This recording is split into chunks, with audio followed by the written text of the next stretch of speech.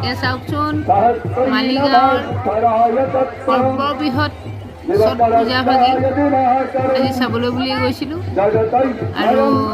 চাই আমনি নলৈ পূজা ভাগি চাওঁতে সন্ধিয়া হৈ গ'ল আৰু ইয়াত অকল মালিগাঁৱৰে নহয় বহুত ঠাইৰ পৰা বিহাৰী সম্প্ৰদায়ৰ লোকসকল আহে আৰু সকলোৱে এই পুখুৰীৰ পাৰত এটা ঘাট কিনি লয় আৰু সেইমতে তেওঁলোকে নিজৰ মতে এই ঘাটবিলাক সজায় যাৰ যেনেকুৱা ইচ্ছা চাই আমনি নালাগে ইটো ঘাটতকৈ সিটো ঘাট বেছি সুন্দৰ আৰু তেওঁলোকে এনেদৰে সজাই পৰাই এতিয়াই সন্ধিয়া সময় হৈছে তেওঁলোকে পূজা সকলো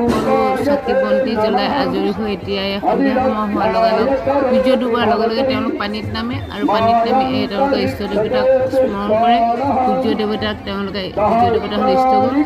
সূৰ্য দেৱতাক তেওঁলোকে প্ৰণাম কৰে এই ধূপ লৈ